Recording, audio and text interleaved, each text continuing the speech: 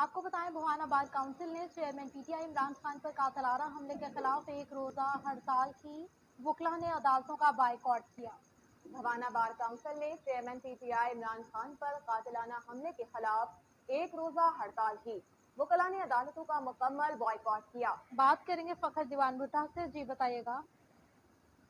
جی بالکل پنجاب بار کونسل کی ہدایت پر chairman P T I Imran Khan پر قاتلانہ حملے کی وجہ سے پنجاب بھر کی طرح تحصیل بھوانا میں بھی بار ایسوسی ایشن کی طرف سے ایک روزہ ہڑتال کا اعلان کیا گیا۔ تمام وکلاء نے آج عدالتی بائیکاٹ کیا ہے۔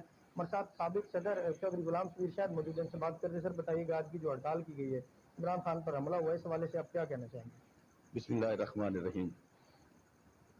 پنجاب بار کی کال پر پورے پنجاب میں سابق وزیر اعظم عمران خان پر جو قاتلانہ حملہ ہوا ہے، اس کی مذمت کرتے ہوئے تحصیل بار ایسوسی بھوانا بھی آج مکمل ہڑتال پہ ہے۔ کوئی بھی فاضل وکیل عدالتوں میں پیش نہ ہوا ہے۔ میں سمجھتا ہوں کہ یہ حکومت کی نااہلی ہے، مرکزی اور صوبائی دونوں کی، کہ عمران خان ایک سابق وزیر اعظم ہے اور اس ملک کا اس وقت جو ہے وہ سب سے پاپولر، بلکہ مسلم امہ کا پاپولر لیڈر ہے، جس کو پوری ورلڈ جو ہے وہ پہچانتی ہے۔